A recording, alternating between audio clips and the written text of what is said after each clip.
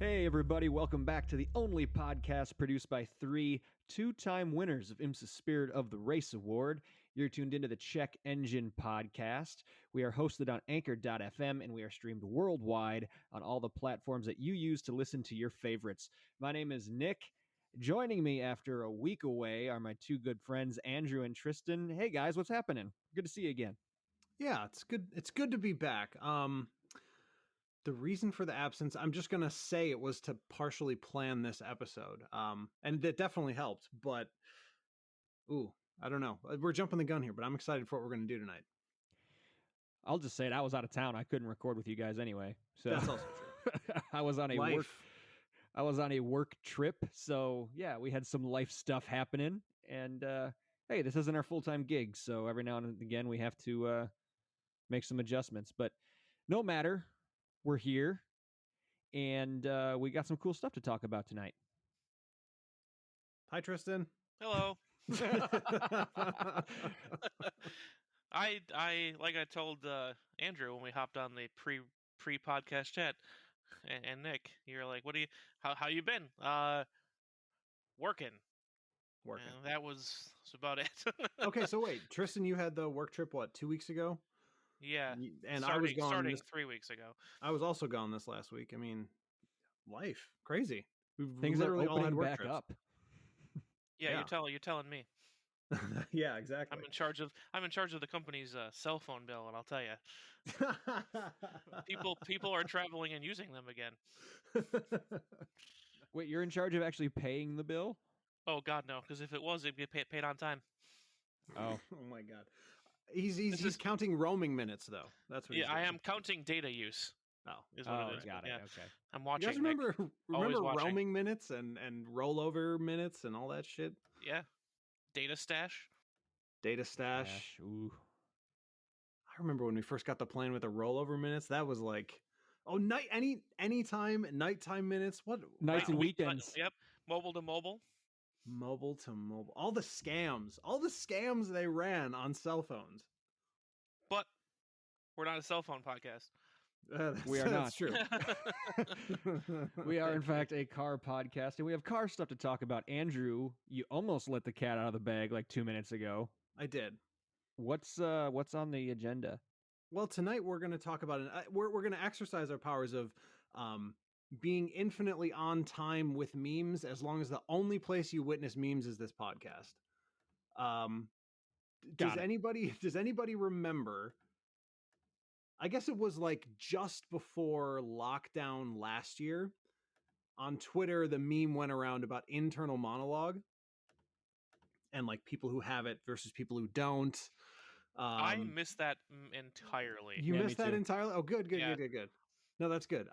We'll start with that. We're going to start with internal monologue, and we're going to talk about what I'm hoping to do is develop a theory of car culture fandom based around the idea of internal monologue, because I think, as we've encountered already in this podcast,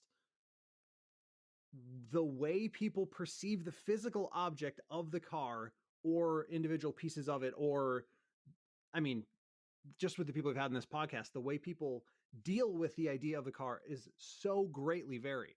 And I think this inner monologue thing may actually have something to do with the way people interact with car culture. So I think, I mean, like I said in pre-pro, this could be the worst episode we've ever done. It could be over in 5 minutes, or this could be something that's kind of interesting and we can move forward with as a theory. Well, I think that's what makes the entire car culture universe so interesting, is that you can perceive it or enjoy certain aspects of it more or less than others, and you can be a gearhead but be like on the complete opposite end of the spectrum as the person sitting next to you who also claims to be a gearhead. So if we can tie it back to something like this and try to, I guess, experiment with it or lay out the idea for an experiment, like, I think that'd be kind of cool.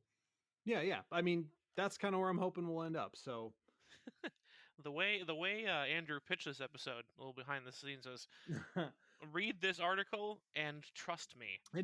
Yeah.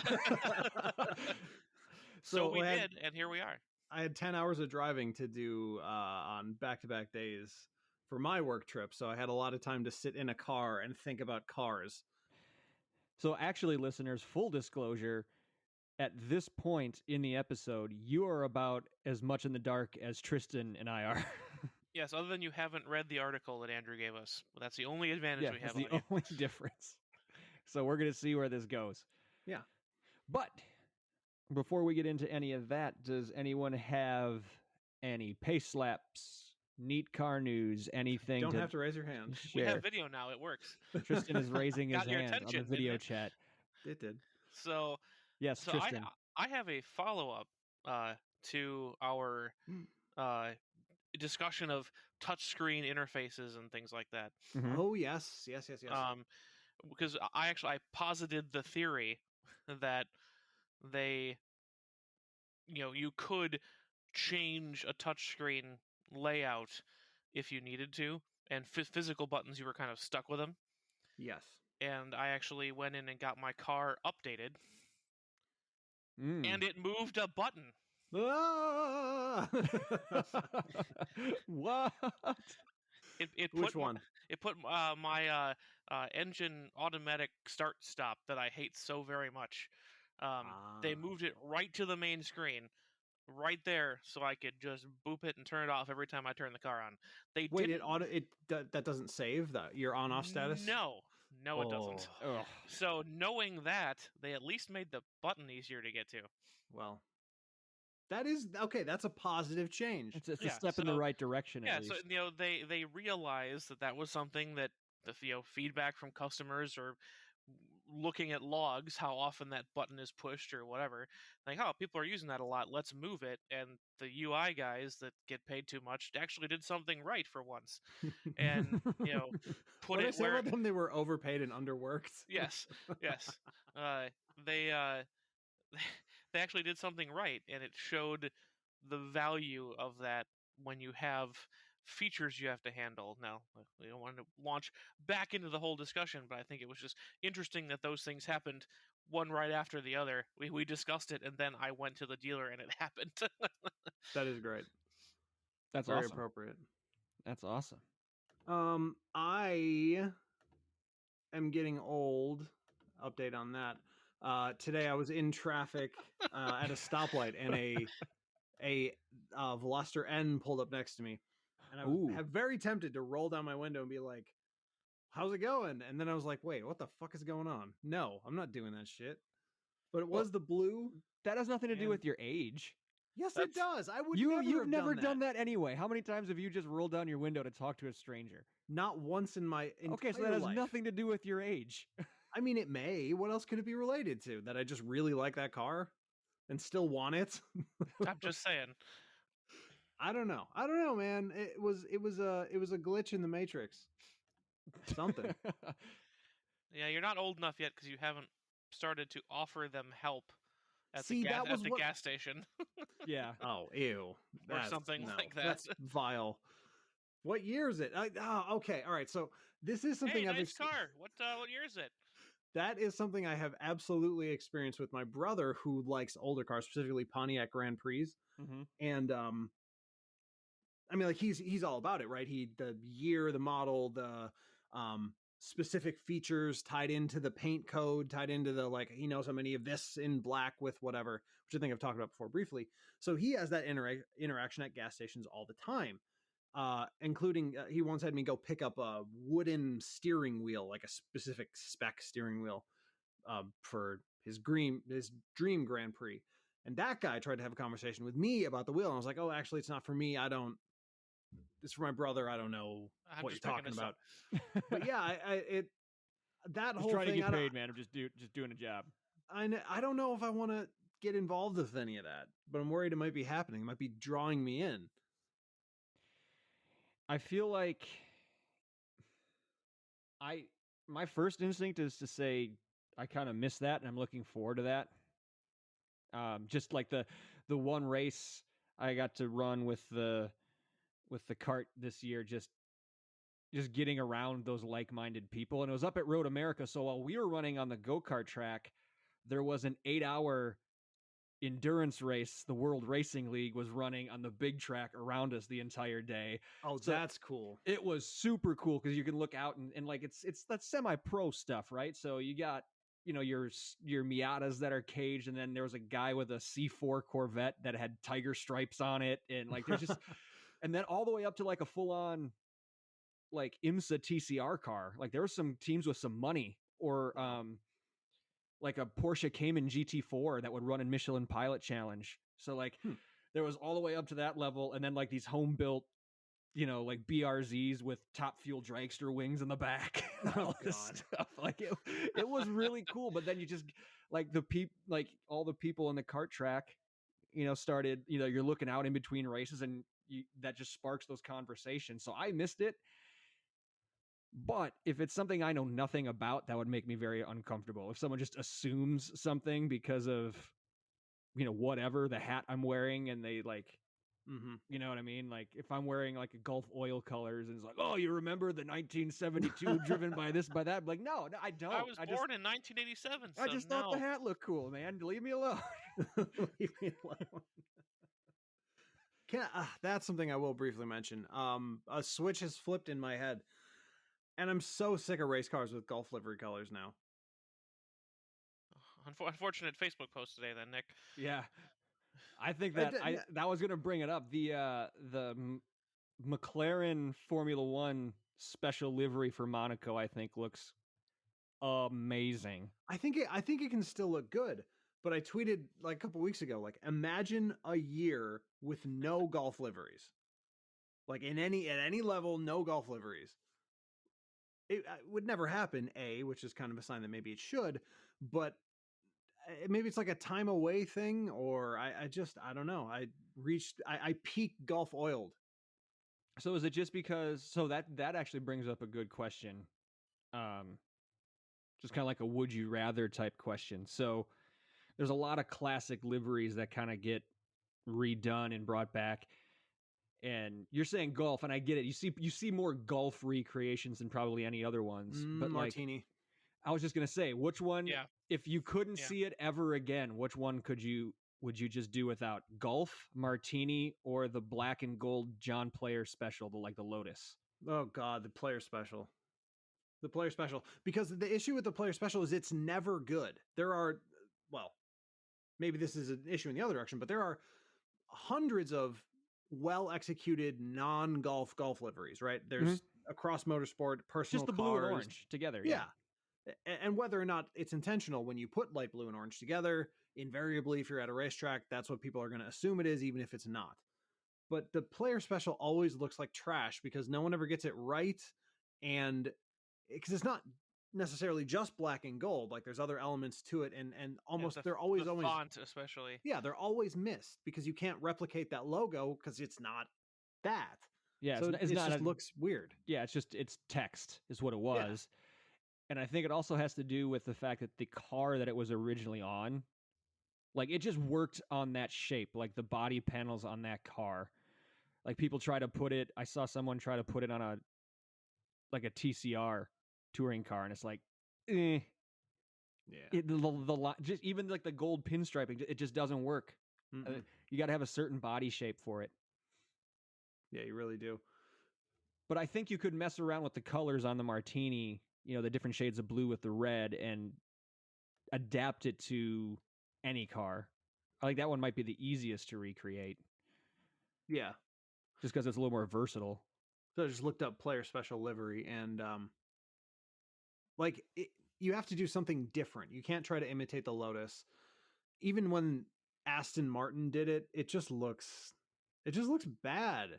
Just do something different. Do a different thing. Yeah. Well, the thing about the F1, the McLaren F1 livery that was unveiled today or yesterday, the Gulf is that one, yeah. Yeah, the Gulf one is that it's, normally they run that papaya orange predominantly. So this is it's a one-off for Monaco, and then they're going back to the usual McLaren orange, which also looks good, by the way. I like that McLaren orange. Tristan approved. Yeah, that's good for sure. Closest to podcast colors too. So. Right, exactly. Before we dive in, I have got a rental car review. Hooray! So yeah, as mentioned earlier, I was on a work trip I went down to Kansas City, and then actually had a 3-hour. So I flew into Kansas City, rented the car there, and then returned it at the Des Moines International Airport. So I had a 3-hour road trip, like within the work trip. So it was actually really good time to get a good handle on my rental car. So when I signed up for the rental car, it was like, full size or whatever, and it's like Toyota Camry or similar. So I went to the counter, and the associate said, "Well, I have a Mazda CX-5 or a Chevrolet Equinox or a," and I said, "Well, that's in the full size. That wasn't those. That's not a separate thing. That's not like small SUV or whatever." And she goes, "No, that we can give you one of those for the same price." And because of the fact I had never actually driven a Mazda before, Of any kind? Wow. I thought, well, what the hell? I'm going to try a CX-5 then. Just because one, I haven't driven one before, and two, I wanted to really dig in and see, like, because their price point is kind of in the middle of your Toyota, Honda, Kias, and like your more higher end BMWs, like low end BMWs. So it's like, why the price hike? What makes them want to charge that much? Like, what about them is that much nicer? So, picked up a Mazda CX-5, and there was a lot of things I really liked, and there was a lot of things I really didn't. So it's kind of right in the middle, kind of. A lot of things you really didn't, though. Having a strong dislike is kind of unusual in rental cars. Yeah, so I mean, take into account that this is rental model, so like below base, so qualify with that as we go into this. But I'll start with some of the stuff that I didn't like. Number one, and come to find out, this isn't just me, as Andrew drinks from his 10-gallon water jug. You don't have to reveal that. I muted.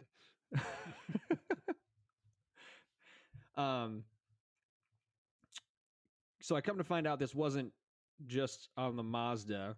I've noticed that I heard this on a couple other modern cars, but it's got the keyless start, push button start. So the fob is like half the size of a cell phone. It's a huge key fob, but none of the buttons are on the large faces. They're all very skinny down the little chrome edge. So who's doing that? Apparently Kia does it too. But yeah, so you got this entire flat face on the front of the key fob, and none of the buttons are there. It's They're all like logo. It's all logo, and it's all like all the buttons are microscopic. Like you can barely see what's lock versus unlock. That is dumb. So I'm like, well, that's just a waste of space. Like I don't understand what the point of that is. So what else did I not like? So the steering wheel where the logo is, it actually like pops out at you in 3D. It's like elevated off the rest of the steering wheel, and it's huge, and it's just really distracting. Does it do anything? It blows the horn. Tristan. The middle of the steering wheel does that. Does the logo do anything specifically? Sounds horny. No. Sounds horny. Center of steering wheel sounds horny. That's right. I hate you sometimes. I can live with that. The interior was pretty bland. Not a lot going on, not a lot of design elements. We were just, our last episode we did was on, interiors and cockpits. So I think that was one of the first things I noticed because it was fresh in my head. There's like one little chrome stripe that went right across the middle of the dashboard all the way across, and that was like the only styling element it had. You're not selling this, Nick. It's understated. Understated. Classy. That's bland. Business. It's bland. Understated oatmeal this morning. Yeah. Exactly. So, and then the next thing that I noticed that was kind of off-putting to me. So you got your tachometer and your speedometer right behind the steering wheel, obviously. Those are analog, great. And then the third slot was where all the other gauges were, and they were all digital. Fine, cool. The fuel gauge went full on the right to empty on the left, and the needle swung down. So it was like the exact opposite of every other gauge. And I thought that's weird and pointless. But it weirdly mirrors the. Sorry, I'm looking at a picture of the interior. It matches the. Every modern car has a MPG gauge in it. Mm-hmm. So now E and 0 on that gauge match. They're on the opposite sides of the circle, the top and bottom of the third screen circle. And 80 MPG, super optimistic, and full are on the same side. That is weird. Yeah, so that layout was a little weird to me. And then the last thing that I saw it had a sport mode, had a little sport mode button on the console. So I'm like, yes, please. All it did was say sport in the dash. It made zero difference. Probably aggressive shifts, I would say. Shift points. Nope. A little thing that said sport lit up. That was it. I think that's what happens with eco mode on the Dodge Grand Caravans that we rent consistently to go down to Georgia. That reminds me. I think I discovered, speaking of eco modes, blah, blah, blah, I think I discovered something about my car on its first real road trip here. So on the way up, I drove it in the mode I usually use, which is smart, right? Theoretically adjusts everything more automatically. But I think the car is significantly more efficient in normal mode versus smart mode. And the only reason I think this is because on the way up, averaged about like 38 mpg with some stuff in the back, qualifications. On the way down, pretty good. It was pretty good. On the way down, I was using normal mode and averaged 44 miles a gallon. Whoa. With no stuff in the back. So different circumstances, but I don't know. You were going down. That's also true. I was on the map. I was going south. South is easier. Yeah, it's the downhill. That's the only thing I can think of. That maybe smart mode is too smart and edges in aggressive. It was outthinking itself. It was picking up on your aggressive tendencies. Definitely. I'm doing some more research on this now that I'm back in like the area with the drive I do most often to work. So I don't know. We'll see. Sure. That's interesting. Man, 44. I was stunned. That's a big number, man. But that's with real gas too. Yeah. No ethanol gas. No ethanol. Yeah, for sure. That's ethyl alcohol. Mrs. Alcohol. All right, so that's Mrs. Ethyl alcohol to you. So now I'm done shitting on the CX-5, and I'm going to talk about the stuff I actually liked. All right, let's do it. So, on this long 3-hour road trip, especially that I had in the middle, this car, even the rental one with low end everything, was exceedingly comfortable. It was very comfortable to sit in, very comfortable to ride in. It was super quiet. You could barely tell the engine was running. There was like zero road noise. It was really, really a nice car for like an open road cruise, or a nice SUV, I should say, for an open road cruise. And the other thing I really, really liked, a lot of the modern cars, they have your blind spot warnings and they have your edge of lane assists and all that kind of stuff. And a lot of them get like crazy and they freak out on you, like super loud beeps and the steering wheel tries to adjust you back and all that kind of stuff. This one was super subtle. So if you were getting too close to the white line, a little graphic would pop up in that third spot where like the fuel gauge and the MPG gauges were on that digital part of the dash, and just highlighted the yellow line that you were getting close to. That's it. If you had, if you put your blinker on, your directional, and the blind spot light was still on in the mirrors, like if they thought you were trying to change lanes too quickly after a pass, it just went boop, boop, boop. That was it. No big alarms, crazy sirens, no nothing. it was just like, hey, may want to rethink that, but it still left it up to you. It still left it in control of the driver, which I did very much enjoy. Because a lot of cars try to take that out of your hands nowadays. So, yeah, my Outback beeps pretty loudly, but it's never tried to move the wheel or anything like that. And the most annoying one I've ever had was when I was driving a Tahoe for work, where it actually rumbles the seat. Oof. Oh, I hate that so much. But it got your attention. Yeah. Yeah, I mean, mission accomplished, right? It's unfortunately entirely useless because the seat rumbles, and the first thing you do is, what do? You look at the down. seat, yeah, away from the dashboard that's telling you the information. It's worthless. Yeah. Well, this one did not do that. Like I said, very subtle, very low key with all of it.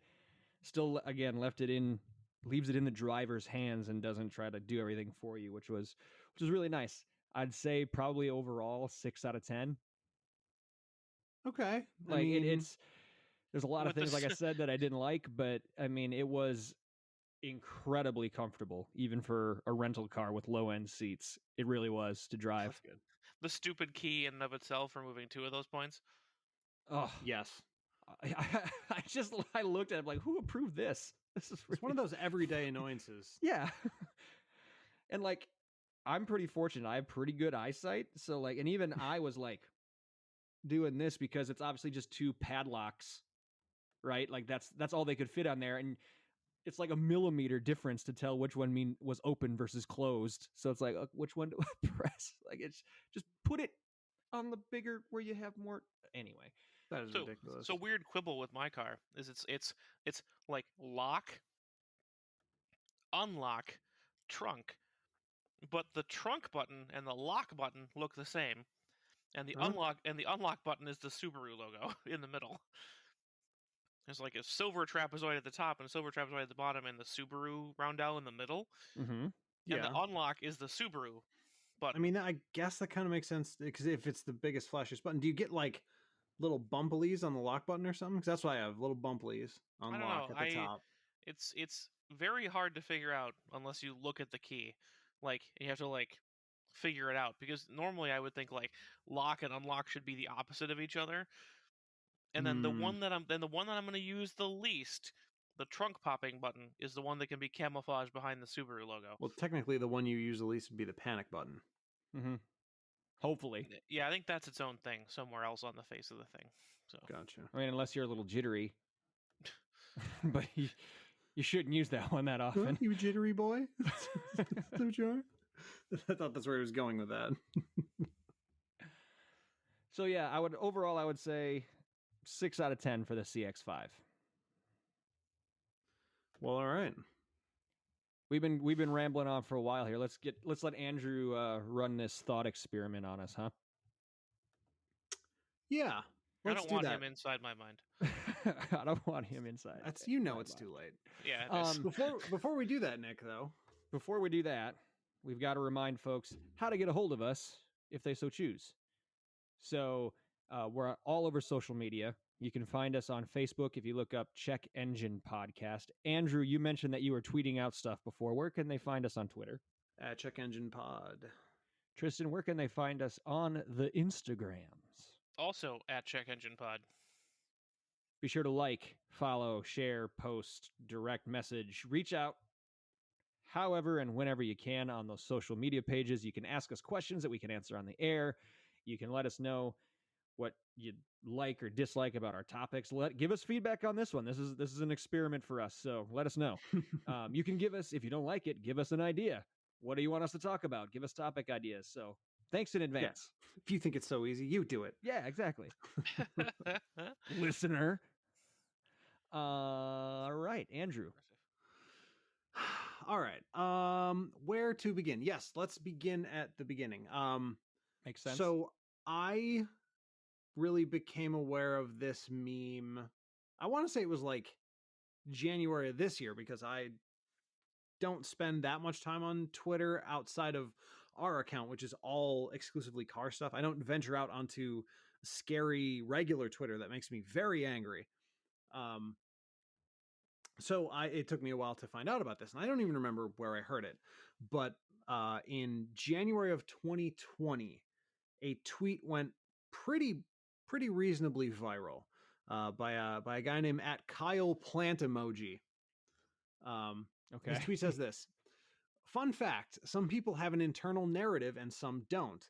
As in, some people's thoughts are like sentences they hear, quote unquote, and some people just have abstract nonverbal thoughts and have to consciously verbalize them. Most people aren't aware of the other type of person." And at first I was like, oh, great. That's stupid and on Twitter, and I hate it. But I asked like one person about the internal narrative thing. I think it was someone at work. And they were like, no, I don't have that. And I was like, what is wrong with you people? So I think that's our first place to start for Okay. all three of us.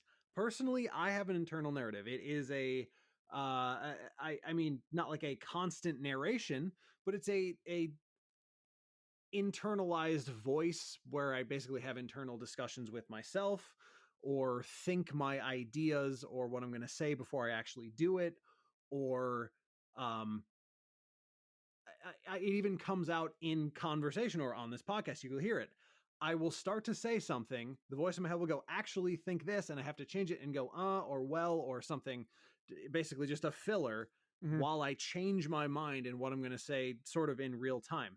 And just as a side note, it just happened there. But as a side note, part of this is a little bit like picking scabs or something. Like thinking, externalizing the way that you think your own thoughts is really weird and kind of abstract. But in my experience, regardless of what you think you're saying, what you think of what you're saying, it generally makes sense to other people, as opposed to, if you're just kind of talking out like I am now and sounds like I'm floundering. But I'm sure that you guys understood everything that I said front to back there. Yeah, Yeah, for the most part. I had a very similar experience because I was very intently reading my phone when you sent that article, and I was asked, "Hey, what are you reading?" And then I had to try to explain what I had just read, and you sound like a blithering moron. Yes. But then then the other person goes, "Oh, yeah, that makes sense." You're like, "Okay, how?" But fine, I'll take it. I don't sound that stupid, do I? Yeah. Right. So I have an internal monologue. What about you guys? Tristan? I absolutely do not. It blew my mind when I read that article. Like, Really? yeah, I like ideas exist as ideas, and you can like watch the Rolodex work. That's a like as I look for the words. Like, I'll have an idea, and then it just kind of goes, and I come up with the words to describe the idea I had, which is why it takes so long. So like I'm not pre-visualizing the words I'm going to say. So sometimes it takes me a while to get around to what I'm trying to say because I'm trying to see which words fit. And I think that also probably contributed to my stutter when I was a kid. Oh, maybe. That's a really good point. Interesting. And I was like, "What? People have like narrators in their heads? They hear words in their head?" Yes. I had no idea. I definitely had you pegged as an internal monologue haver, Tristan. No, not at all. Yeah, that surprises me a lot. I'm on Team Andrew. Yeah. I have that little voice in my head that makes me deeply uncomfortable that that's a thing. Well, now, I mean, mine is also the voice in my head is also at times incredibly negative, which is why I've spent so much time being depressed. My internal monologue is very aggressive and hateful, specifically towards me and others. Real downer, that guy. Yeah, it's kind of a dick sometimes. But yeah, so I don't know, Tristan, you may get this. I don't know if you will, Nick. There's a game called the Stanley Parable. Yes. Which is essentially like a first-person game where there's a narrator who narrates the choices that you are intended to make in the game. And if you follow the choices, you get to one ending, and then it's open world from there. Like, Stanley got up, he walked out of his cubicle, that type of shit. And then if you don't walk out of your cubicle, the voice gets like, he walked out of his cubicle. Yeah. Why are you not walking out of your cubicle? It's not exactly like that, but it can be. I'll be, example, walking out of the house, you don't have your keys is what I'll hear. something like that as just a small example. Versus me, I get all the way out to the car, and I go spontaneously, "Oh, keys!" And I go back and I say it out loud, and I go back and get them. The words do not occur to me outside of the feeling that I don't have my keys, and then I verbalize that externally and go get my keys. So all of mine happens like it's almost like preemptively to that kind of stuff, using the keys example. So like it gets me into my routine. So like if I'm leaving the house, I've got the key ring at the bottom of the stairs. So I'll be going down the stairs and my mind will be like, be sure to grab the keys before you walk out the door. All right, keys out the door. And it's almost like a checklist that I'm going through. That may be why I don't really mind it. Like, she's always concerned that it's, naggy or whatever, but like I'm getting ready to go and Jessica is the exterior monologue. Like she looks at me and goes, "Phone, wallet, keys," and I go, "Pat, pat, pat, pat." Yeah, and I'm good to go. I did the same thing with Claire. We're just about to leave. She's putting her shoes on. I'm like, "And you got your phone, and you got your purse, and you got your." Yep. Yeah. Huh. And look what happens when I'm away for 2 weeks. I lose my wallet. But yeah, the but yeah, those words don't occur to me until someone else says them, or I have the idea, and then it becomes fully realized once I speak it. But that's why sometimes it's hard for me. You've heard it on the podcast. Like, I'll talk for 2 minutes, and then the idea is complete, and then it drops. Like it's like that's all the pieces. There we go, and that hasn't been figured out beforehand. It's just in time compiling. So very interesting. That is interesting. All right, so now how does this relate back to cars? This is an interesting discussion. Well, it is interesting. So we'll start with that. I do have a bunch of other articles pulled up and specifically like just the Wikipedia page for shorthand, but this is the first place I want to go with it. Experientially, what we know is that between racing drivers and journalists and writers and other people that we've had on the podcast, we know that they experience car culture very differently, regardless of where they are in the actual world as insiders to the culture. Sure. They have almost different experiences between when they're on track or on the job and what they do in their personal lives. So what happens, I wonder, if the three of us start with a very simple concept? What is the first thing you think of when I say V8? Do we just shout it out? Yep. Pickup engine. Truck. Okay. I visualize the literal badge on the back of those Ford Expeditions. The V with the 8 in the middle? Yes, the V8 in the middle. So Nick, do you picture a V8 engine? I picture like an engine block, yes.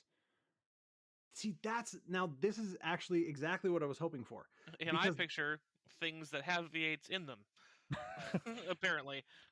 Okay, that's good. So one of my biggest issues with car culture in general, and any part of it, I don't actually know how cars work, nor can I call to mind anything beyond, like, I know what a brake rotor looks like and a caliper. I can picture that, but I can't picture an engine block or anything other than like the top of a LS is kind of squiggly. I know that, but I mean, is it a specific V8 you picture? Like, is it an LS or is it just like a 4x4? Like, for Nick, can you explain what you picture? It's imagine if you were to like do a clip art search for engine, like almost like the most basic. It does, I'm not picturing like, oh, it's a 454 or it's a LS or a North Star or anything like that. It's just, yeah, you've got the headers on either side with 4 outlets, like V8, 4x4. Gotcha. Brandless. Gray. Dull. Gray. So it doesn't have like like the air cleaner on top or like the big fan in the front. Sort of like is it sort of like a more realized version of like the podcast logo? You know what I mean? Yeah, more like that. Like I'm not. It's not like the detail, with the fan and the belt on the front or anything like that. So Tristan, you said you visualize things what have V8s in them. Yeah, apparently. I wasn't thinking about it, but you said, what's the first thing that comes to mind when you say V8? Like, the first thing that popped into my head was like a pickup truck, and then I was like, and then a Corvette, and then my dad's car. As my brain is spinning through the different kinds of V8s available, I'm thinking of the cars that have them in them. Is like the first three things that occurred to me. Yeah. See, I would have no reason to believe this, but I would think that Nick's reaction would probably be the most common among people who like cars, simply because, well, I mean, maybe it's stupid, but that makes sense to me, right? When car people think of V8s, they would probably think of one, or at least something comprised, something that comprises a V8. Maybe it would be other cars. And hey, I do not claim at all to be a great mechanic. I can do some basic stuff with a car on my own, but someone like my dad who can basically fix anything on a car. But I think for people who aren't car people, when you say, "Oh, I'm a car person," those people automatically think that you can like fix everything and you know all the ins and outs. Like just because you like cars, you know how to fix every single thing about it. Like, "Oh, you're a car person. I've got this knock on the back. I think it's coming from the right. What could that be?" Like, I don't know. The internet is your friend. Yeah. Or your worst enemy. It's your worst enemy, definitely. Both. Neither. So I mean, I guess that's probably like a nice follow along. So what happens while you're driving? So let's set up a situation here. You're driving on the freeway, and someone from the right hand side merges right in front of you, cuts you off, close enough where you have to take evasive action. What's your thought process before then? In that moment, like, do you think perhaps you saw them on the corner of your eye and you predicted that was going to happen? Maybe you didn't. It was a complete surprise. That doesn't necessarily matter. But does the thought of what you need to do occur in your head before you do it, or is it all like live, or is it even post? Because for me personally, I know unless I have a prediction, which happens pretty often, you see someone shoot past you on the right, there's a 70 to 80% chance they're going to cut you off. Mm-hmm. So you're kind of ready. But when I'm not prepared for it, I don't do any thinking about what just happened until immediately after. Yeah, that was a perfect example of that was the story that my dad always tells about how we went to the driving experience at Road Atlanta and it paid for itself 100 miles from the track as all the stuff we had just learned, the big semi tire blows out and all the stuff I had just learned and had become like muscle memory, I just do it and then like go whoa afterwards. And it's a reaction first. It's not brainstem reaction because that's not how humans work. You don't drive from that level, but right. It's close. Yeah. Yeah. I mean, Tristan, weren't you riding with me in the Bullet way back when there was that mattress on the road and I had to try to yes, like it was between the mattress and like another vehicle that we had to like snake in between. Well, people ask me about this, Andrew, when you're racing too, because there's so many things, especially when you're racing with somebody close quarters, you can anticipate some things, right? Like if someone's diving inside of you to make a pass, you figure, okay, their angle's messed up, so they're going to overshoot the exit, and and you can try to set yourself up for that. But there's so many things.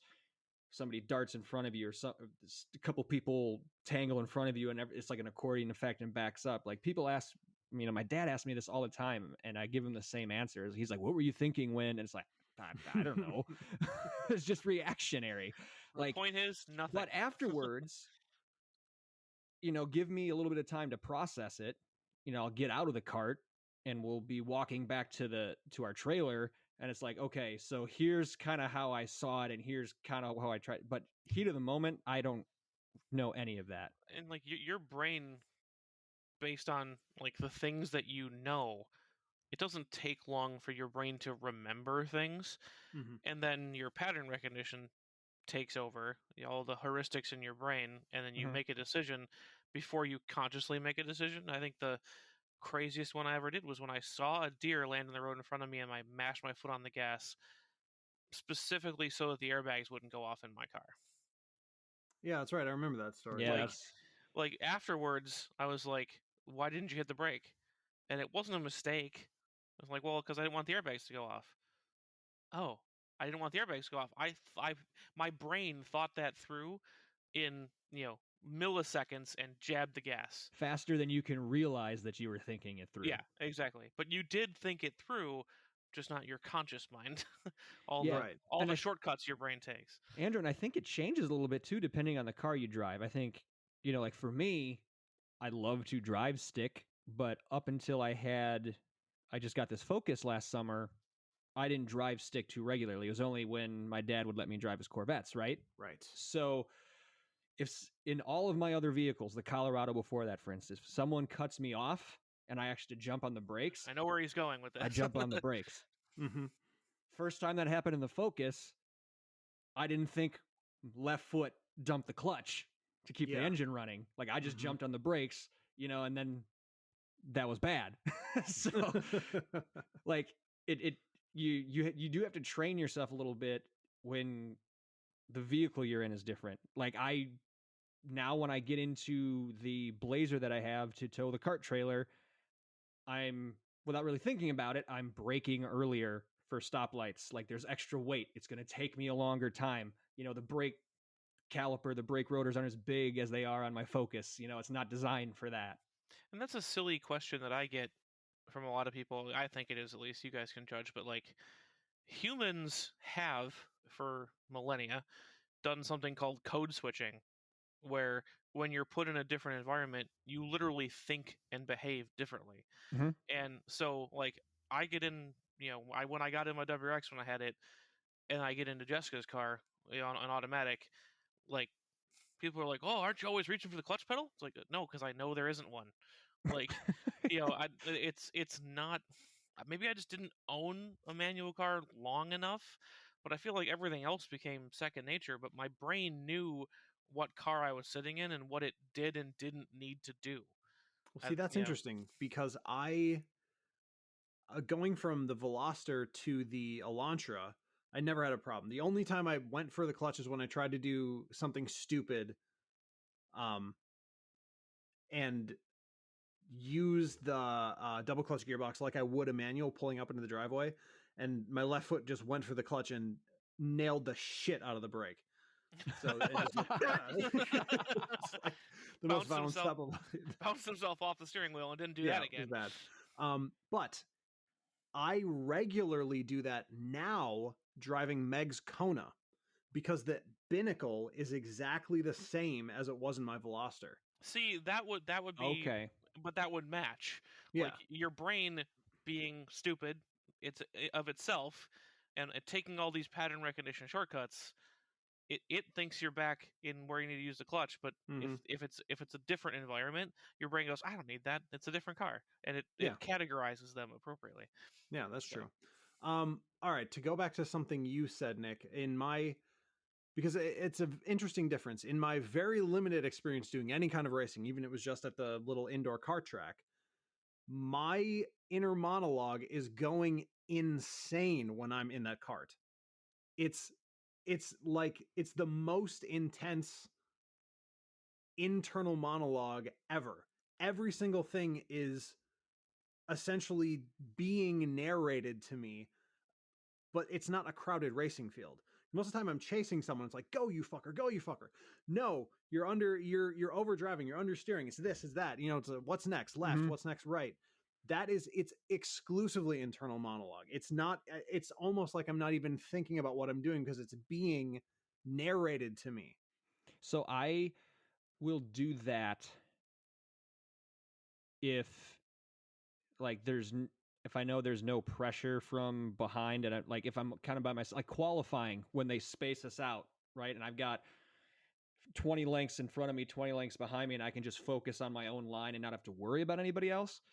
I talk myself through everything, and I will insult myself when I fuck up. Like, yeah. That's important. And again, it's more kind of relating back to the thing when I'm leaving the house and make sure you grab the keys. It's like, it's what's upcoming, right? So it's like, all right, left-hand turn, like Badger Car Club going into turn 1, fast left-hand corner, right? So coming down the front stretch, okay, you're going to stab the brake at the finish line, pitch it, aim for the apex, and just kind of talk yourself through it. And then when the back end jumps out and I dip a wheel off into the grass, it's like, well, you fucked that one up. Now this lap's a wash. Okay, refocus. Get back in rhythm before you start. And then you just talk yourself through the rest of the way. But that's only if I know there's not somebody breathing down my neck or I'm not running somebody down and I have to account for what they may or may not do. Mm-hmm. Yeah, versus like me, it seems such a stupid and vague thing now that you guys are describing like how precise you guys are in your language. And but it's just very much like a feeling. Like your body reacts to it too. Like, just like a feeling, bro. Yeah, like it's like that sounds stupid because it's like righteous. because there aren't any words going on in my head. It's like it translates to, hey, you overdrove that one, but it's like that little hiccup of, oh god, the cart is sliding, and like that like heart in the throat feeling and almost like a color to your vision, like it almost like not like that exactly, but like it's very visual. Like maybe I don't have an inner monologue, but I've got an inner silent movie. I don't know. Ooh, like because like when you're talking, Nick, it's got like Charlie Chaplin up there, just right? And organ music. But when you're talking about like the talking out the next steps of the track, like I would never speed. But when I'm driving down, how could you? No, it's illegal. I could only keep my cool for so long there. I'm sorry. but like you got to be careful. The roads around here are twisty, and when you got to take those twisty roads, like I visualize what's coming like a little like scrolling GPS in my head. Ooh. Like, but there's no word. It's not like, okay, there's a tight left-hander up here, and then I gotta, don't clip that corner. That's where the pothole is. Like, I'm seeing. You don't have the internal rally navigator. 4 left, don't cut. No, because I'm seeing it. Like I know what's coming, and I'm like visualizing ahead in my brain. This is visualizing what I'm doing instead of talking it out. He's so and weird. And it will translate. Like if someone is sitting next to me, I can then say like, okay, and up here's there's always gravel on the road here, and the lines are really faint, so I got to be careful here, and like I can talk it out loud, but that's not what's going on in my head. See, I don't think I could talk it out loud, but it's funny you bring up never ever speeding on roads, which I would never do. I would always never speed. This is simply not done. It's against the law. But on my work trip, there was a elegant strip of road that runs between lakes, sweeping hills up, down. And in Forza, so I was driving this road, and it was gorgeous, and my car happens to have sport mode. For some reason, I wouldn't know. And because it was a new road, like I didn't know it well, so all of that was 100% dialogue in my head. Just, all right, next time be in third, next time be in fourth, hit it down here, that corner's full of gravel, like this is a long wide turn. So I had the GPS on so you can kind of see the map, like this long wide turn, careful around the corner, see who's coming, that type of stuff. But even on a road I knew really well, like Bryn, I couldn't narrate to someone while I was doing it what was coming next. I wouldn't be able to do that because that's all still in my head. It's me saying it to myself, essentially. I wouldn't be able to say it to someone else because it hasn't completed yet. So have you guys seen that when, like, on a racing broadcast, they'll have like a driver on the radio, like take you on a lap of the track? Have you watched that? Maybe like once or twice. Yeah, I watched the Alan McNish around Le Mans. Obviously. Yeah, of course. That is so much harder to do than it looks. Like I tried doing that on like a Forza game or something like that, just talking like out loud. Like I mentioned, I do it in my head when I'm driving all the time, but like talking out loud, like I'm telling someone else what I'm doing, no freaking chance. Two corners, I'm in the tire barriers. Easy. I couldn't do it. I couldn't do it either. Yeah, that's because you're double processing that. You're already processing it in your head, and then you got to spit it out. Yeah, I just have to read it out loud. That is so bizarre. So basically what I'm trying to do is picture different scenarios that we can then use to determine whether or not there's a commonality in how people process car related things, or whether or not it's just completely all over the board and everyone experiences it differently. And anything, everyone's their own personal universe, and any people you happen to meet are the result of a diseased imagination. But okay, like I said, I've only ever had very, very limited experience on a racetrack. But one thing I think we've all done quite a bit is change our own oil. So with a simple task like that, or changing a tire, changing oil, both pretty easy, both pretty straightforward. And I think all three of us have done both a fair number of times. Sure. Yeah. So let's say it's the oil thing. You're going to do that. What do you experience? Like, literally, you have everything in front of you. What is your first thought? What gets you started on that process? For me, it would be actually less narration and more by rote. I mean, obviously in this new car, I would have no clue. But like on my old Elantra, I didn't so much think through the process or plan it out or checklist it or anything. I just kind of did stuff.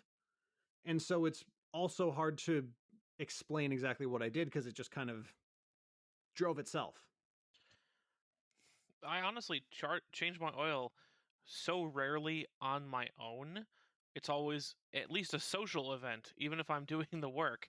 Sure. Like my dad will come out and change the oil on the Jeep or something at the same time. So I don't know that I paid attention. Like, I'm sure I have a checklist, and I think it begins with making sure the catch pan is in the right place, because when you don't do that right once, you never do it wrong again. True. But like that, like when you set it, you're like, okay, you're gonna start. Like, what kicks you off? And I'm like, you put the oil catch pan in the right place. Like, the first thing, poof, like right to the front of my mind was you do that right away. But I think that's if you do nothing else, put yeah, catch pan in the based on experience. Yeah, experience and fear. Yeah. Yeah, I guess I'm kind of the same way as Tristan. Like, there's always that one task. I guess for me, it's basically right. Like, catch pan. I will say I spend most time on the catch pan, making sure. Yes, drawing I'm a little doing line. that. Like, I'm trying to remember. Like, I'm trying to get myself in the similar angle to where I was the time before. Like when the seal broke, and like, okay, where was the arc? Like, how far back did it go? So like, I will adjust the catch pan probably 35 times before I'm really comfortable with it. But I think the first task for me is, I always just grab the jack. You can't do anything until you jack up the car. So let's get the jack stands. Let's get the jack and let's go. I will, however, be before I get tools extracting out. my oil from now on. Huh? Because my dad bought an oil extractor. Really? You don't have to, especially with my car, where the filter is up on top. Yeah. Oh. You just open the dipstick, stick this tube in, pump out the oil. It's a siphon, yeah.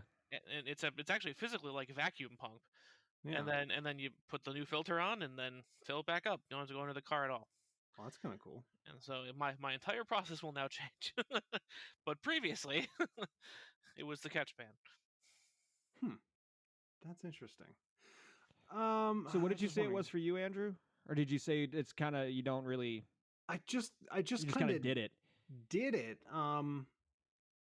Yeah. So I'm now thinking of other things. So sorry. In previous in previous jobs related to this, like sharpening mower blades, it's pretty much the same, right? Or even changing like the string trimmer reel, like regular shit like that.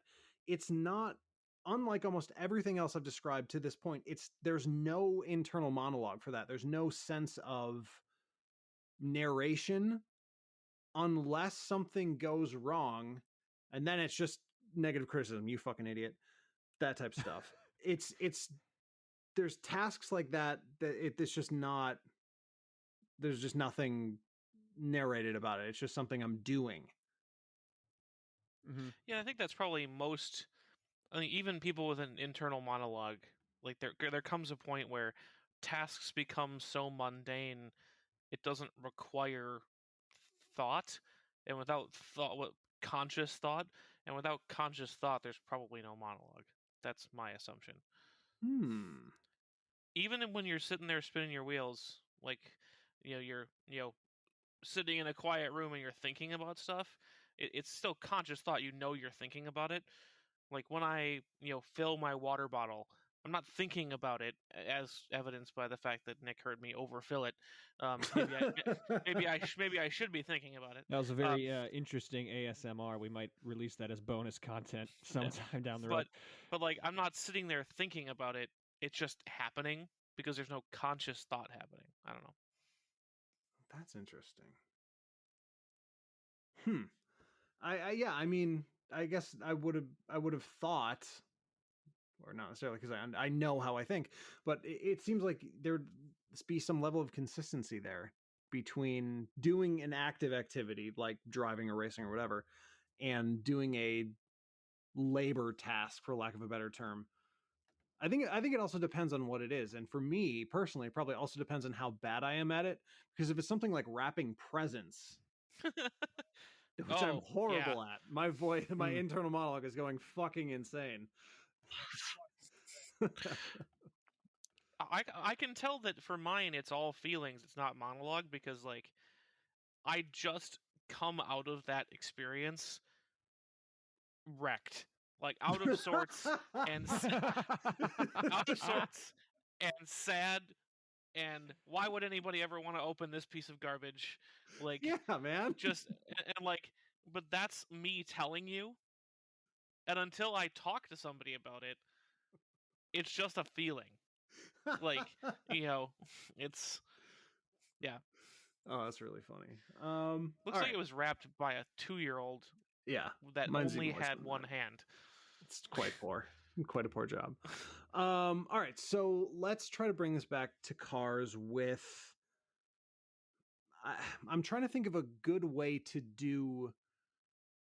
Not necessarily brand association, because I don't know if that's that valuable, but maybe a good place to start on this podcast is with something like Ferrari. What is it that we each picture when you say Ferrari? For me, it's the logo, the actual, like the horse logo. Not a car, not so it'd be the horse logo, then Ferrari red clothing, then like a Maranello or something. You know what I mean? Like it's I don't think of mine cars. Was just red. Just red. Okay. I think they'd like that. Yeah, probably. Yeah, mission accomplished for Ferrari. Right. So just Ferrari. Mm-hmm. I view the first thing I think of is like an F40. That's like the first thing that pops into my head is an F40, sure. Or probably now more like the 488 style, just because I like it so much. Like that's the first thing that pops. So I'm an actual like holistic view, like wallpaper on your computer screen type photo of one of those cars.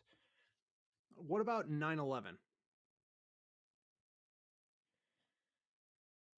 I just picture like the ass of the new ones. Chris Harris. That's funny. Good one. Targa, 911 Targa. 911 Targa. No, I saw the entire car in silhouette from the side. Classy as always. How about you, Nick? For 911. Same thing. Like the full picture of the car. I almost, because I'm such a motorsports freak, I almost go to like the 911 Cup with like the big wings on the back. Like that's my first thought of a 911. Default configurator 911 from the side. Yeah. Silver. No tail on. Oh yeah, it's silver. Tail on mine. Yeah. Silver. It's German, yeah, it's definitely silver. Definitely silver. Yeah. That was never a question. Yeah. That is funny though, that we all thought silver. Here's something I want to point out, and I didn't know what to expect, but this is maybe an interesting outcome. No one has yet said, for the V8 question, for the 911 question, or for the Ferrari question, no one has said the sound. No one has heard. There's never been an auditory component to it, as far as anyone's mentioned. No. I mean, personally, nope. I am 100% useless at that gone in 60 seconds thing, where it's like, oh, they're sitting there like listening to recorded engines, and apparently that's a thing. I can't orally identify engine types or cars or differentiate between anything. I mean, when we're at the track, it's like, oh, clearly DPI car, clearly, GT car. That's obvious. But I don't. I think at the track it's easier because they don't have like the mufflers either. That's true. Yeah, that's you're hearing the engine. You know itself. that the Banshee wail coming through the trees is going to be the 911 flat 6. Right. And that kind of almost pod racery back in the day was those the prototype challenge Judd motors. Yeah. Yes. Yep. Yeah. Yeah. Some things stick out. But I wonder, I would assume that there are people who have that association, right? Because similar to the way someone perhaps who owned or currently owns a 911 would have the like the memory or the a flash of the tactile feel of driving the actual car, right? Like that. If someone were to say Veloster, that's my first sense, right? I know what the cars like to drive. That's might be the first thing I think of. But I'm just wondering, what value, I wonder, is someone who has like a auditory association with cars when it comes to either working on them or being around them? Do you think there's a greater appreciation for engines if you have that sensory association? In my opinion, I think it's more about kind of what Tristan said. There are some that stand out. If the car is known for the way it sounds, like when you think of Lexus LFA. Yes. Look up any article, watch any video, the captions, whatever. The first thing you're going to see is the sound, the engine sound. Listen to this. Listen to an LFA. Don't watch it. Listen to it. Mm-hmm. So I think it's more depends on the vehicle in question than. And obviously, yeah, if you've driven one, if you have that experience, it helps. But all other things being equal, I think it's more about the vehicle in question than like our internal workings. That's just me. I gotta get some fun. I gotta get some funding. Gonna run a study on this because my assumption is that it's the person, and they would be the same for a lot of different stuff. You mean like how they process things in general?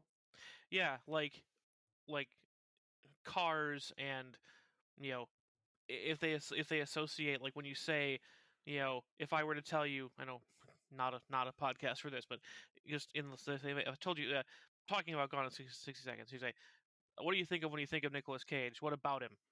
Do you think about the movies he's been in? Do you do an impression of him in your head?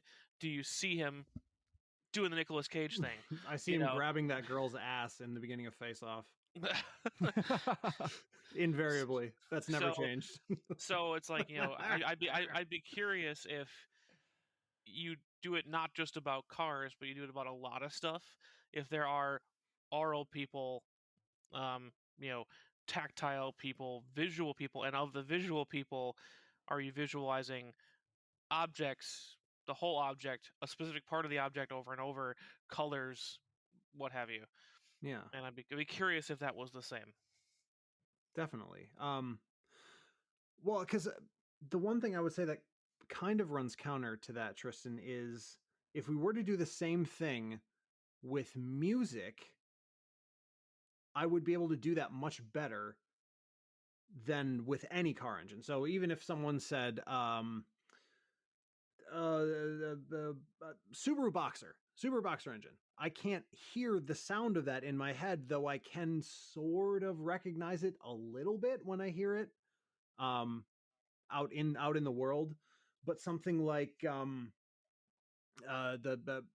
overture to Candide, I can hear that perfectly, like a perfect reproduction of it in my head. Tristan, I'm sure you can too, just because that's such a famous piece. But yeah, and I think it's also how I think cars are particularly interesting because of this. I think music, with the exception of music that is staged, music is almost purely an auditory experience. So when I tell you, think of something about this music, it's gonna pop to mind right away, because that's the way you file it in your head. Like you file it by the sound, and then you start hearing the sound in your head, and then maybe like, yeah, and I heard this song at this time, and it triggers a memory. But it's always starts with how it sounds. And cars, I think, are one of those very cool things that are meant to be seen, heard, felt, experienced from the inside, experienced from the outside as they go by. So watching them in motion is a part of appreciating a car. And I think they have all of these different aspects to them that people may appreciate differently. Whereas music, you can appreciate it differently after you hear it and think about it, but the way it's going into your brain is through your ears. And it always starts with that sound. And cars may not always be. It could be sitting there on the grid, turned off, no sound at all. And then later you hear the sound as it's running around the track, but you miss startup. You're getting little bits and pieces of the whole, and it's what you latch on to would be interesting to find out. That's a really interesting way to think about it, because I guess again I'd just use the same counter argument, right? Specifically the top end 911s in IMSA, super recognizable sounding. Yeah.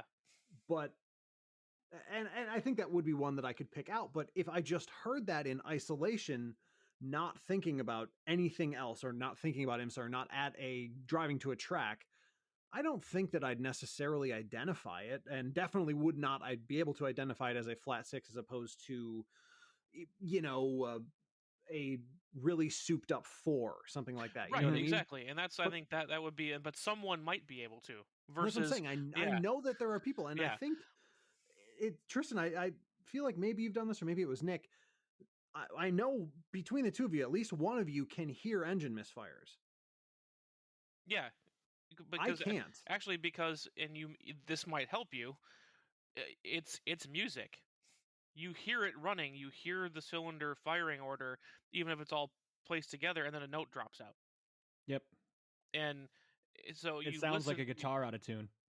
Guitar out of tune, or like, let's say you were to take every fifth beat out of a piece of music, you'd hear it missing. And that's, you got to listen to the whole. And now I couldn't tell you which one because I don't know the firing order, because I'm not a technical guy. But I can tell you something's wrong. Like I can, they turn on the car, or it's going by, and you hear it's disrupted because something is missing. And it's just, I couldn't tell you I couldn't tell you which cylinder, and I might not be able to tell you which car is misfiring, but it sounds wrong. and that's big, and it's because, again, I think because I'm used to listening to things, because I am also a music person. I love the way things sound. I'm one of those people that they post and stuff on social media. It's like, listen to this, put your headphones on and you'll get goosebumps. And it's like, and I do, because I love listening to stuff, and you can just tell when it sounds wrong. But again, kind of like we were talking about with driving, there's no conscious thinking there. The sound hits your ears, and it's like, that is not right. I don't know why, but it's wrong. And then once you think about it, oh, probably because it's misfiring. Maybe I've never really heard it then, or never paid attention to it enough. But I mean, I do know, I've seen it. I see it somewhat regularly on the Twitter account, right?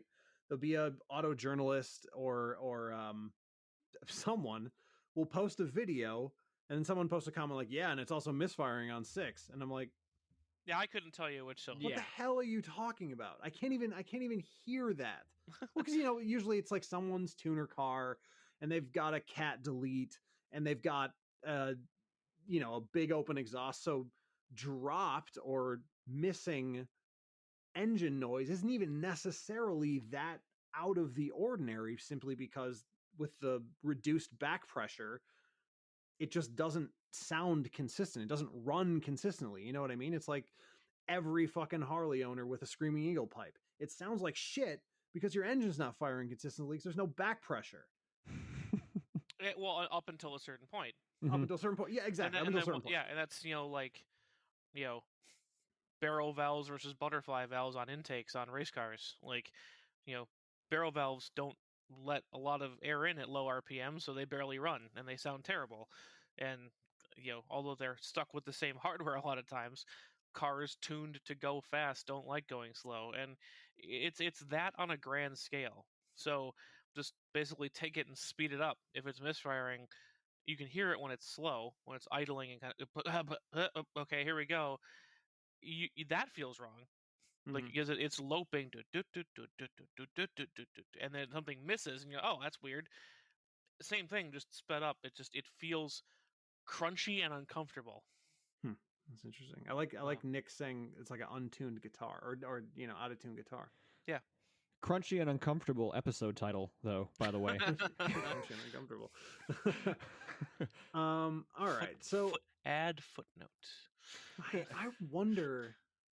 I mean, I'm so curious about the people who can do this stuff or can, like having Bozy on the show, right?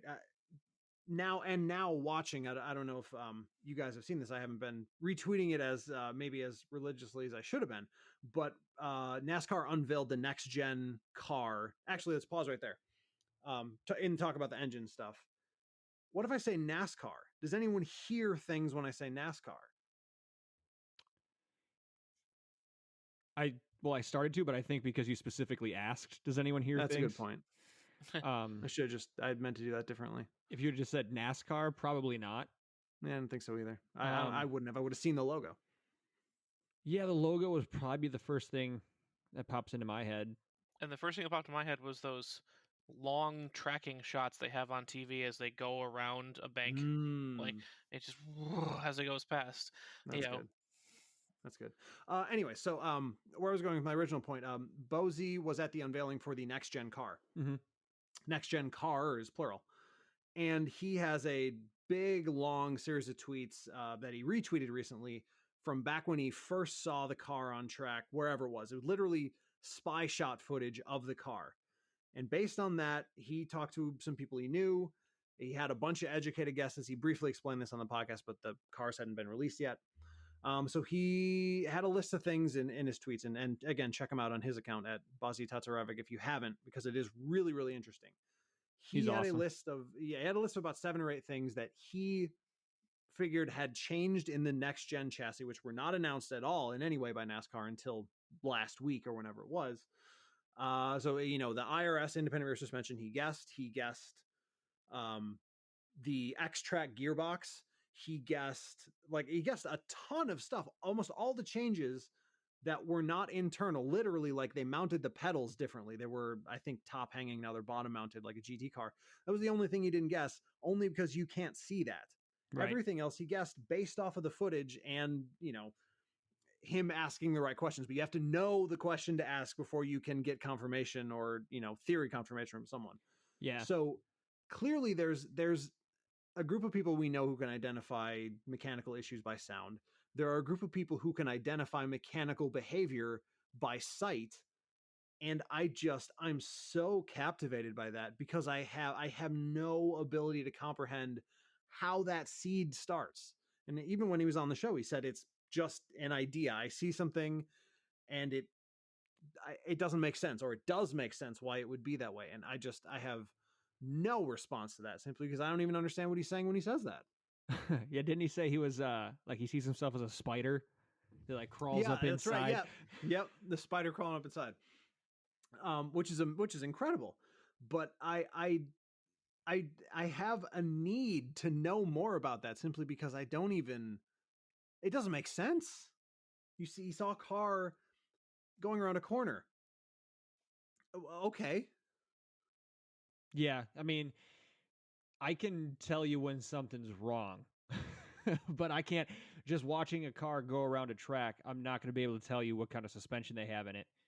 And unless I listen to them from a dead stop, I'm not going to be able to tell you how many gears are in it. Right.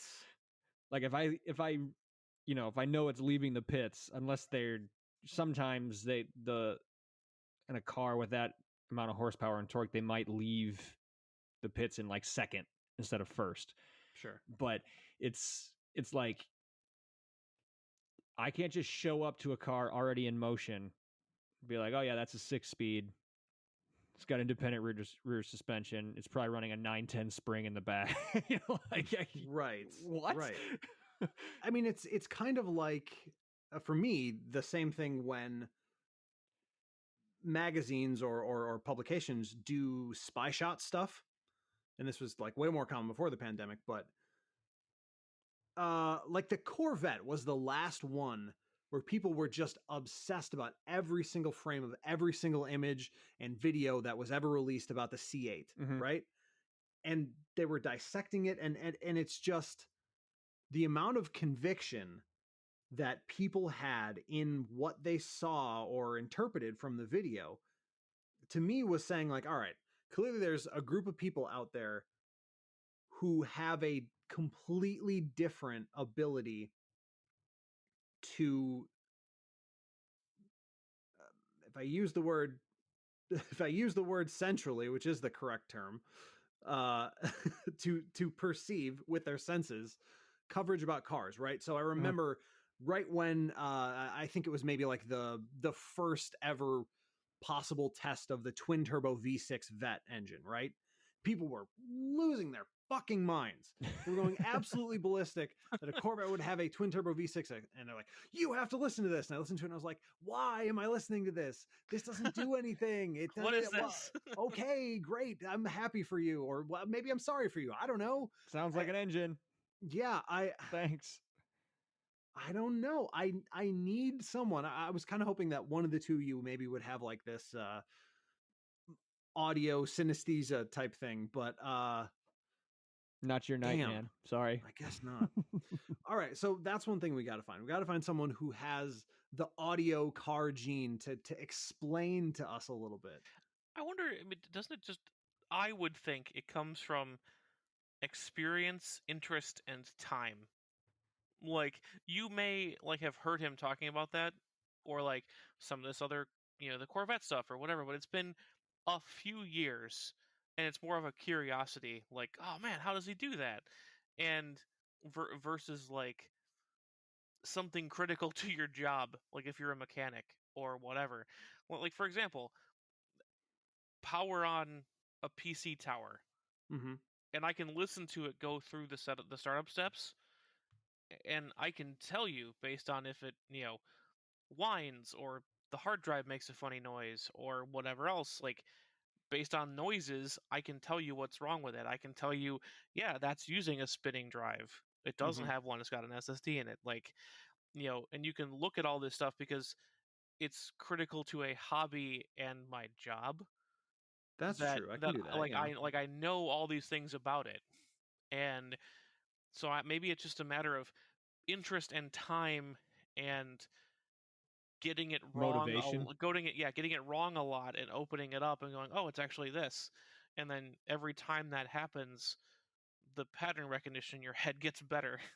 Wait, we don't have to wonder. Actually, Nick, where are you at in terms of kart mechanic type stuff versus car? I mean, the kart stuff is a little bit simpler. There's less components, so I'd say I'm better at it. I mean, there's still a few things that either you need two people to do, or I'm just not comfortable necessarily trying to do by myself. Right, but in terms of like hearing engine problems or a dirty carb or visualizing what would need to happen when you're doing a qualifying or you're doing a practice lap and you want more aggressive turning, you want less aggressive turning, like how are you thinking about that? You mean like in terms of the adjustments I need to make? Yeah, the adjustments or what could be wrong with something you hear or felt in the cart? Yeah, so I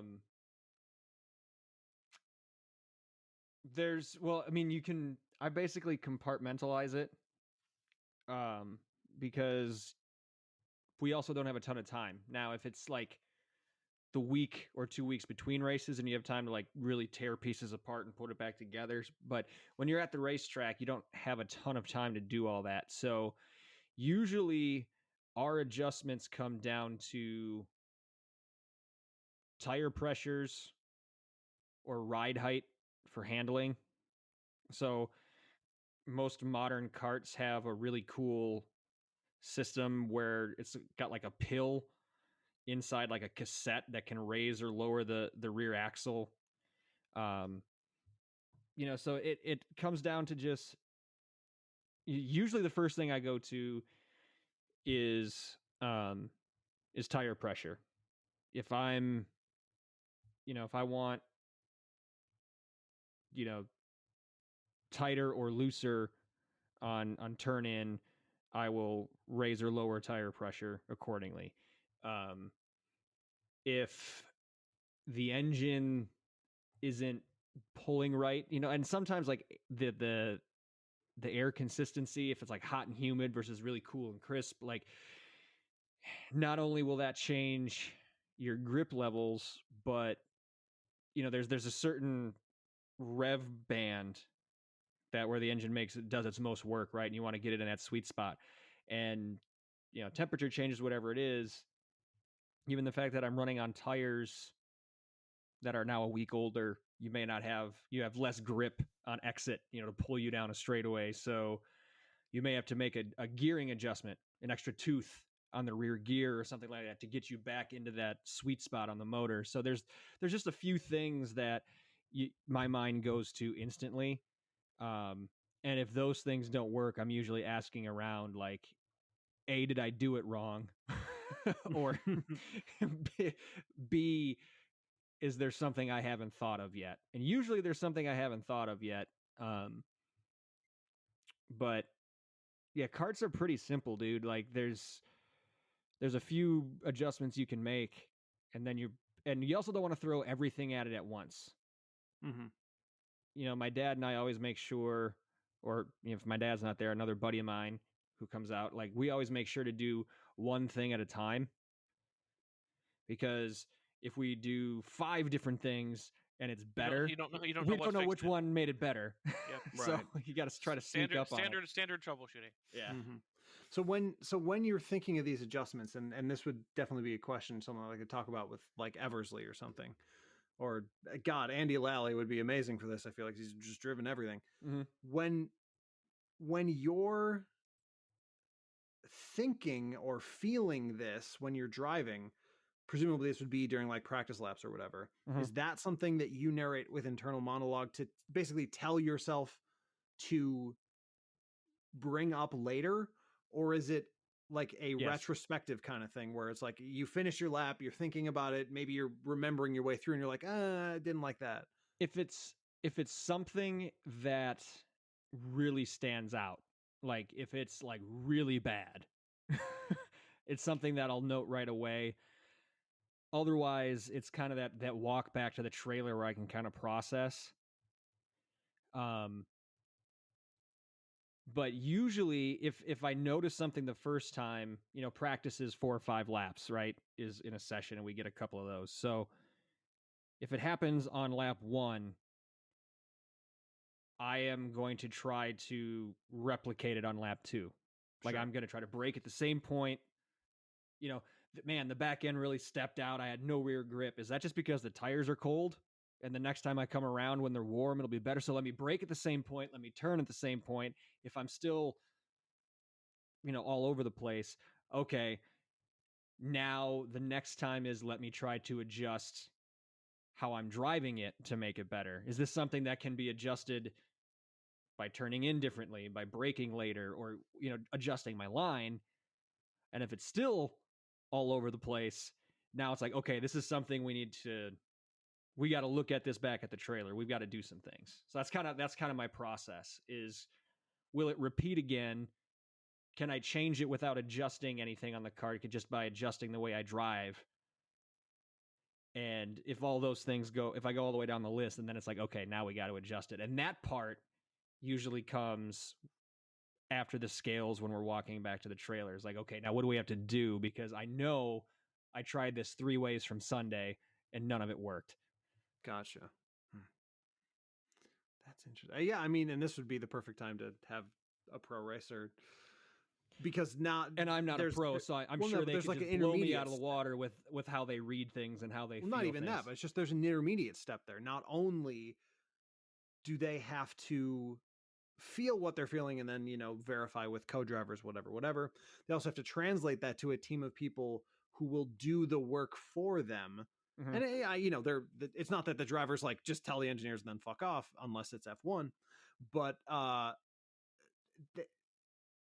you still have to communicate your feeling, combine it with someone else's, and communicate that to a third party to do adjustments with their knowledge and their way of viewing things and the car itself, which is going to be drastically different simply because the skill sets are different. Like Tristan pointed out, their experience is different. Their career reflexes are different.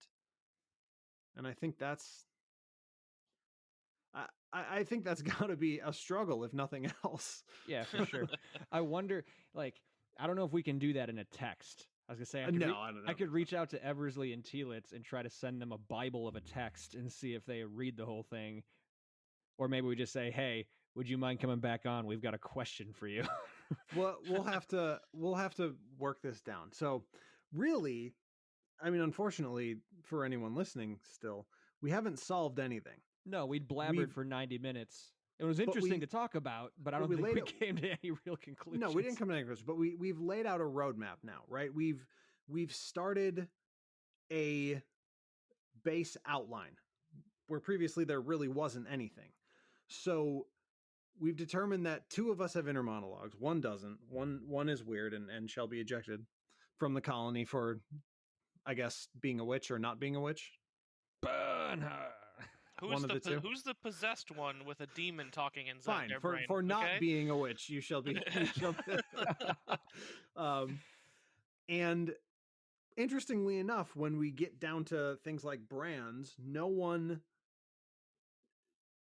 really thought of anything other than like the iconography. I think we can say for Porsche, the 911 is the iconography versus, Ferrari red, blah, blah, blah, all that good stuff. No one here has any auditory leanings.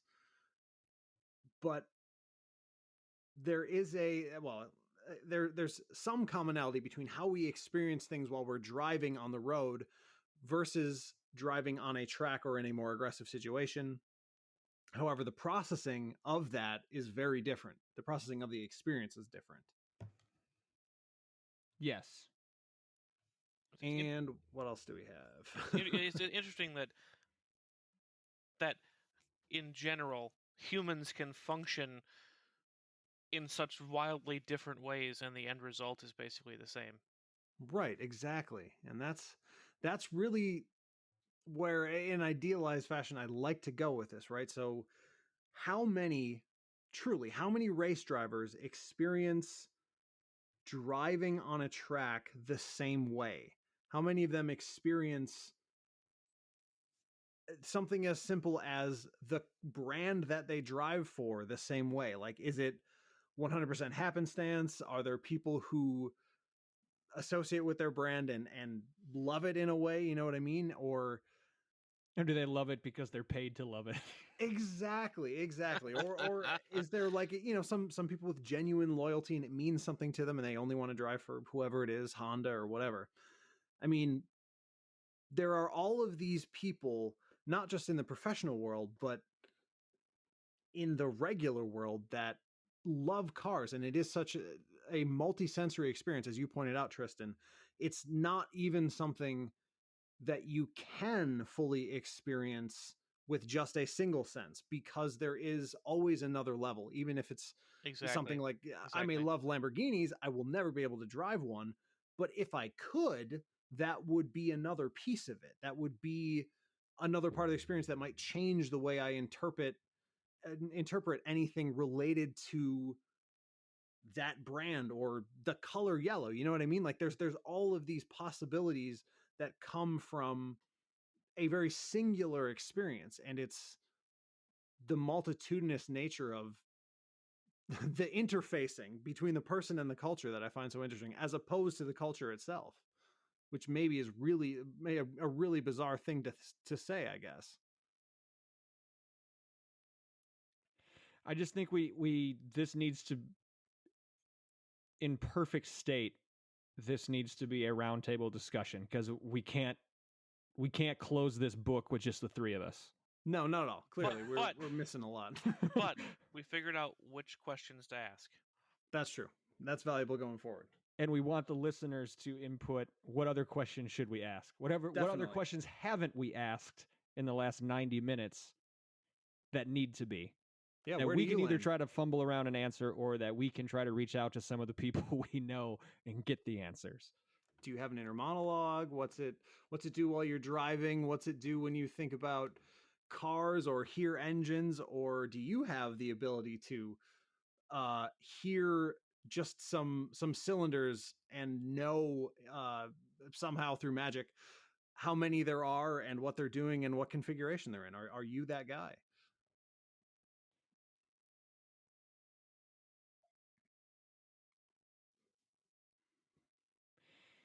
Yeah, I mean, we'll to be continued, I guess, to be determined.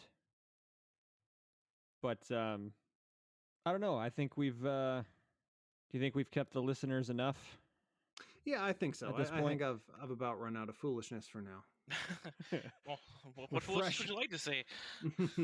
Fresh out of foolish. Enough of this foolishness. What foolishness would you like to say? All right. Oh, by the way, Tristan, this is something just for you and I. The Kyle plant emoji guy, the guy who had that tweet, that, yes, 150,000 retweets, likes, and all that shit. In his bio, drinking out of cups, being a bitch. The internet is a flat circle, and everyone has only seen 5 memes. Seahorses forever. Seahorses forever. Oh man, if you listeners, if you don't know drinking out of cups, you should know drinking out of cups. You should know drinking out of cups. All right, let's get the folks out of here. So thanks for sticking with us today. We appreciate you listening, but we do not want you just to listen. We want you to interact with us. We already mentioned where you can get in touch with us on the socials, so be sure to send in those questions about how car people and race drivers internalize and process information and experience the culture. Anything we haven't asked, send it in to us so we can get that stuff out on the table. Also, on whatever platform you're streaming us through, be sure to leave us a review, preferably a good one, and or hit that subscribe button for us if you would. It's free, and you'll get notified of any new content we put out. If you're really into what we're doing and would like to support this podcast monetarily, you have 2 options for that. You can go to patreon.com/checkenginepodcast or hit the support button on our homepage at anchor.fm/checkenginepodcast. Every cent pledged is put towards making this show a better experience for you, the listener, and or funding an official study that we kicked off today. None of it goes back into our personal pockets. Again, thank you in advance. Gentlemen, who or what are we giving a thank you to before we sign off? I will take this opportunity to thank the 2 of you for just letting me do literally whatever I wanted for this episode and just not do any actual groundwork for it. For no reason. You trusted me. Going on a voyage of discovery. Well, we've been doing this long enough where we feel like we can trust you, 1, and 2, we didn't have any better ideas. So we're like, I got nothing. We'll just let Andrew run with this and see what happens. You know what? I'll take that. I'll take that. That's perfect. Tristan? I'd like to take this opportunity, not as a thank you, but a shout out to a friend of mine and a co-wedding party member with you 2 gentlemen. Yes. Eugene and his wife Allison. A little ways back here. Wanted to wait until the announcement was official. They have welcomed their son Elijah Elijah. into the world. So welcome, Elijah. We don't have That's a any good name. baby-sized Check Engine Podcast T-shirts, but Yet. we can work on that. So Awesome. Congratulations. Congratulations and best of luck, you two. Congrats and welcome to the CEP family, Elijah. I also want to do a family shout out. My youngest cousin, this makes me feel so old, but my youngest cousin, Alex, on May 15th, graduated from college. Way! From the University of Wisconsin, La Crosse. The little smartass literally knows everything there is to know about humans now because majored in biology and minored in psychology. So body. Why did you not have him on this podcast? He didn't know what you were going to do. Yeah. Oh, yeah. That's didn't fine. know what That's it was my about. fault. Fine. But him and I can run the study. Yes, absolutely. Awesome. Absolutely. We'll give him a summer internship this year. Yeah. But yeah, congratulations, Alex.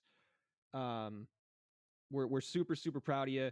Obviously, with all the pandemic stuff going on, there couldn't be like the formal graduation walk that everybody could take part in, which is a bummer. But at some point later this summer, this fall, we look forward to celebrating with you properly because you absolutely deserve it. So congratulations to Alex on your knowing everything there is to know, mind and body. And congrats on the major accomplishment. That's awesome. Hell yeah. And as always, thank you, listeners, for your continued support. We love hearing from you. We love recording this for you, and we cannot wait to speak to you again. Until we do, take care.